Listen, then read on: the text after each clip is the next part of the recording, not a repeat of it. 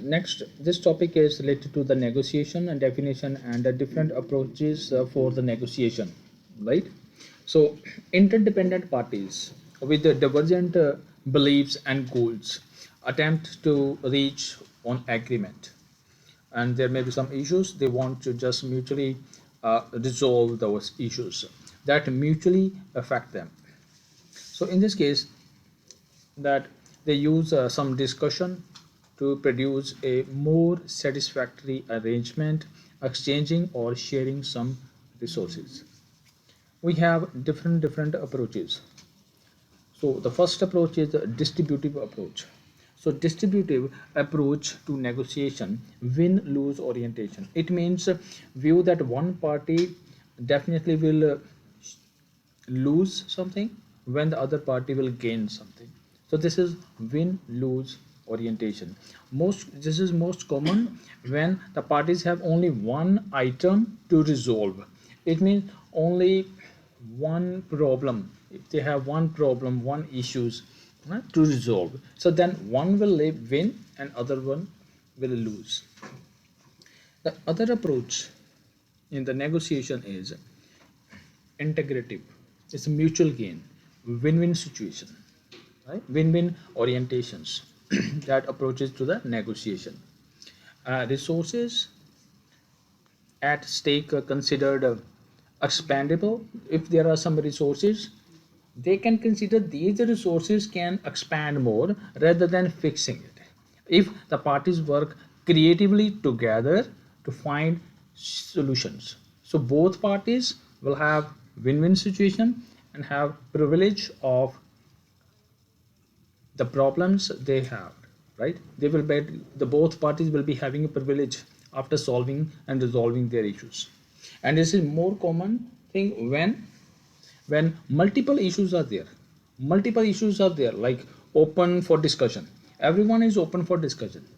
If there are 20, 40 or 60 employees in the organization, they are open to have a discussion. Each issue may have different values and may have different importance also to the each party. When the organization is giving the value and importance to each and every one, each and every team or parties in the organization, then definitely they will have a sense of belongingness. There will be harmonious relationship because of the organizational approach. Organization is saying that all are equal in front of me. So that is the right approach. So both parties will win in this situation after resolving the issues.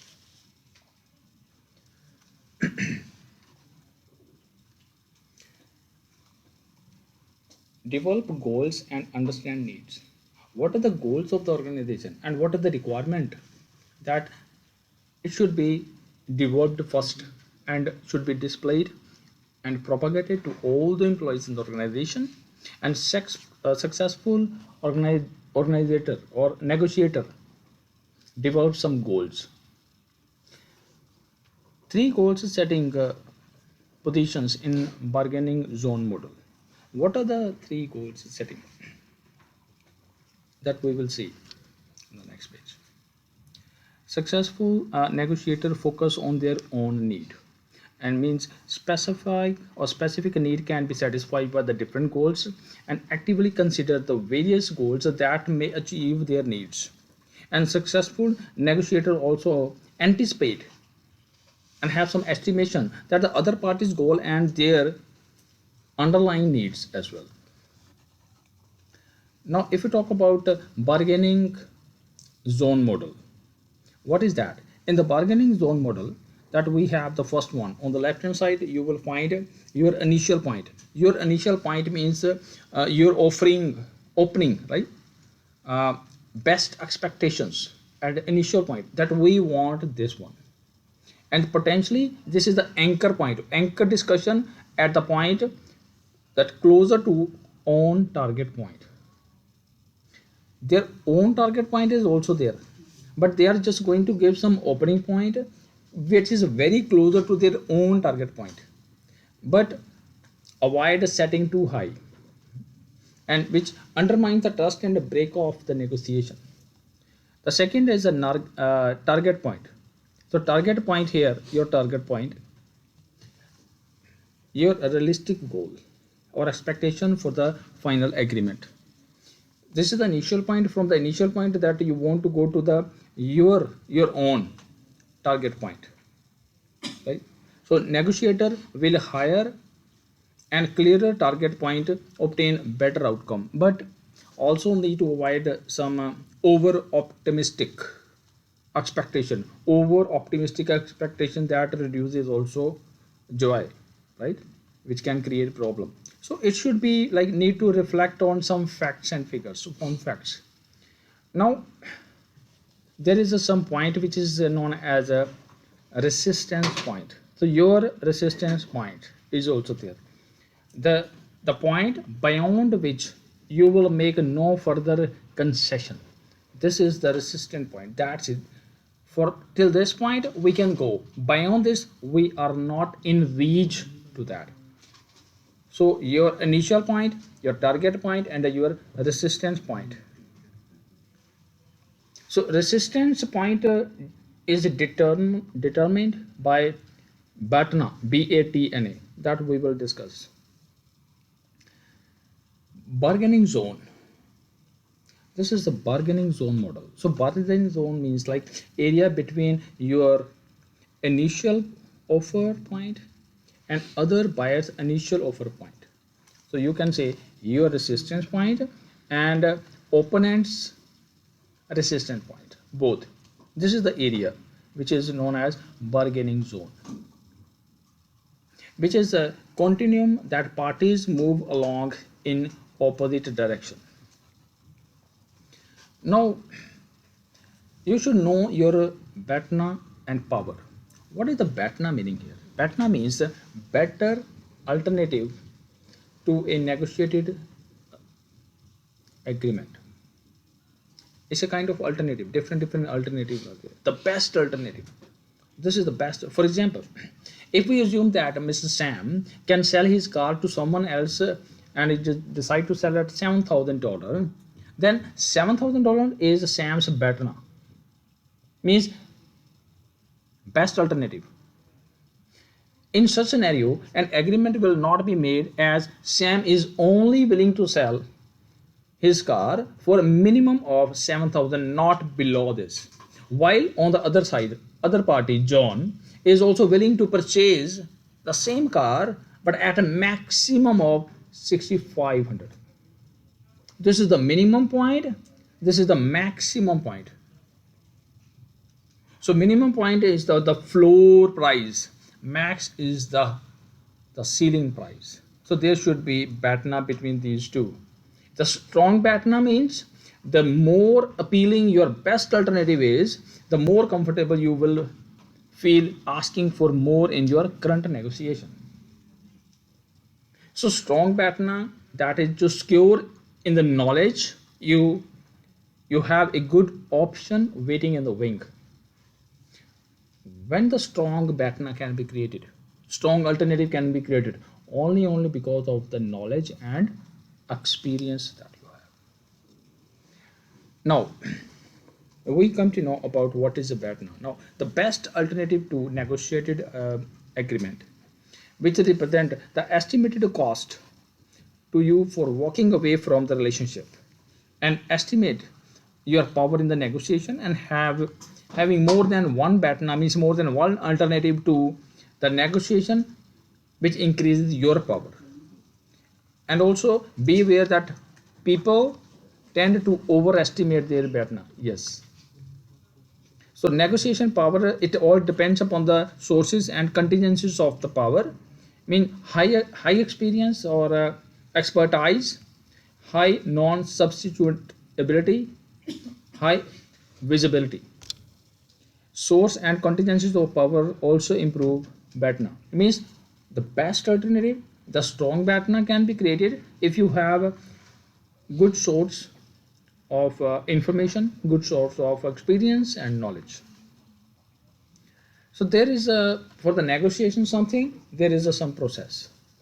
Like for the process, the first will be that will be gather some information.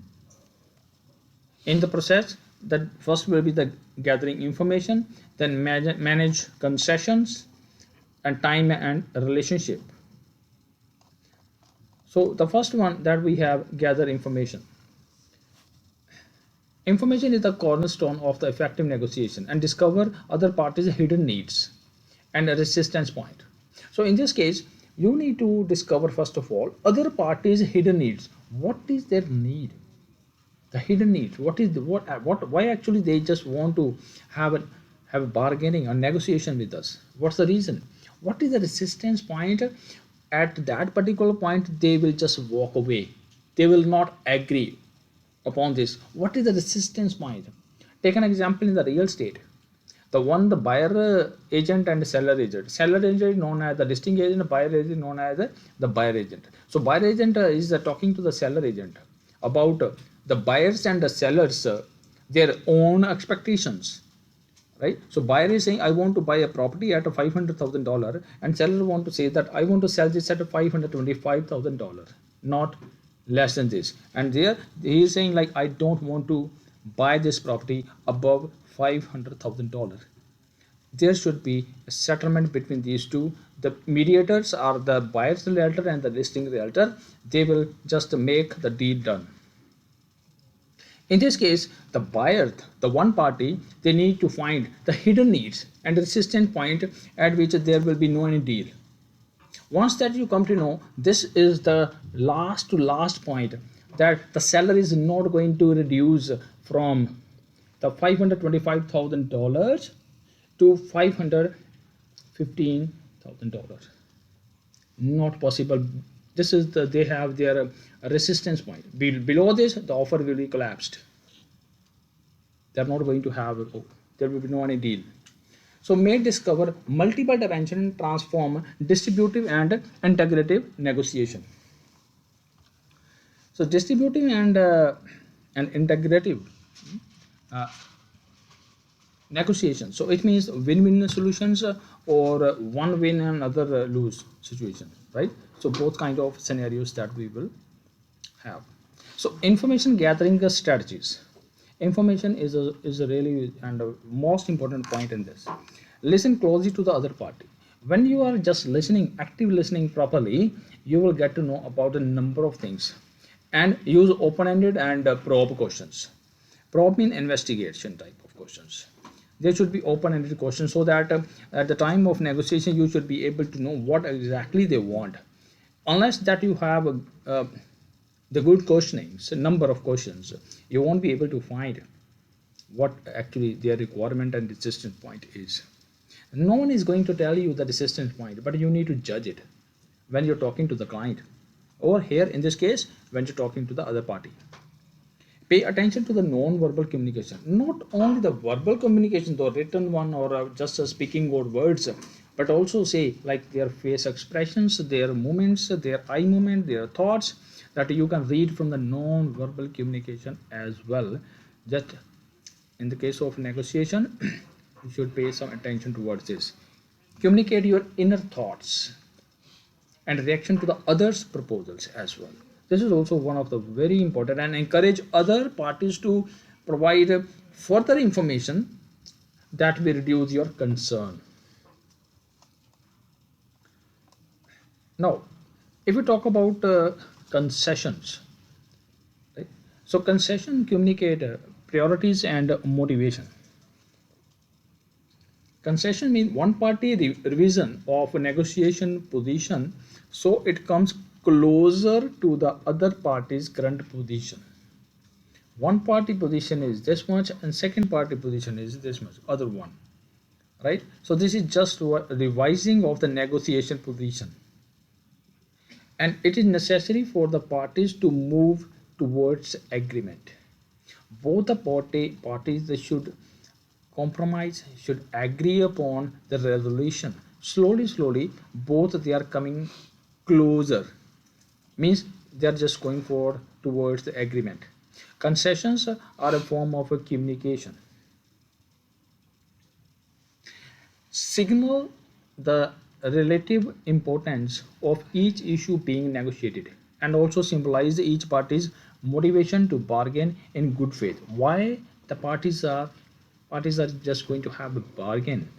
But if there is a bargain, there should be a good faith. Whatever the decision they are just going to take, there should be a mutually faith between those parties. Successful negotiators do some of the following things.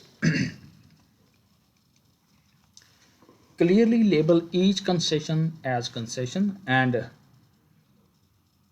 accompany each concession with the expectation of reciprocity, right?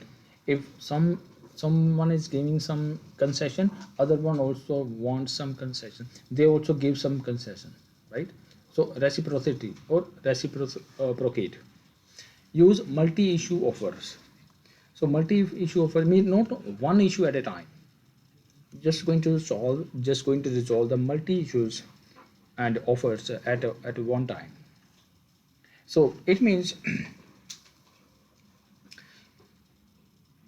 uh, this reveals relative importance of issue to each parties, so that there should be a win-win situation. Now, if we talk about the time and relationship, so time management or managing the time, the problem is like a negotiator tend to make more concession as deadline get closer, right? When the deadline is just going to close, they want more discount, more concession, and which is poorer negotiation outcome. Exploding offers means limited time given to accept the offer, maybe 1 day or 2 day. So within 1 day, within 2 days, that you need to accept our offers. Put time pressure on opponent. This is also one way. Escalation of the time commitment means more time someone has invested in the negotiation, the more commitment or committed they become to ensuring the agreement is reached. Because when they give more time, they will think all the plus and minus point of all the resolutions, all the contracts. Building relationship means trustworthiness. Then three functions of trust in negotiations. Keep the party focused, first of all, on the issue rather than the personalities. Focus on the issues, focus on the problems, not focus on the what kind of personalities they are, right? And motivate parties to return to the bargaining table when negotiations stall. Encourages the party to engage in future negotiation and motivate parties to share information to integrate negotiation. So the trust is very important. So building trust in a negotiation, that leads to the discover common background and interest. If the trust can be built, right, if you have a common features, common knowledge, same kind of people, right? For example, in the organization, the one person is from the IT background, other is also from the IT background. One person in trust is doing the same thing, another person is also. So discover, just try to find out the common and a similar kind of backgrounds and interest. So in this way, that they will be able to build trust in the negotiation as well. So manage the first impression and also signal the trustworthiness. So signal the trustworthiness, just show them that you are trustworthy. Means you should be so reliable and keep promises. Whatever the promise that you do, you show them this is my habit of keeping promises, right, on time. And demonstrate shared understanding of negotiation process.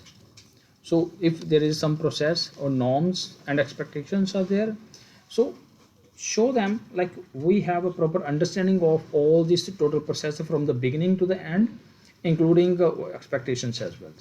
And apply EI is emotional intelligence, means managing displayed in emotions and managing other parties emotions as well, both.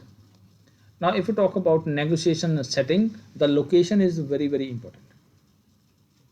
Now This is the time when the negotiation will happen. It's going to go, it's finalized. So location, the most important factor.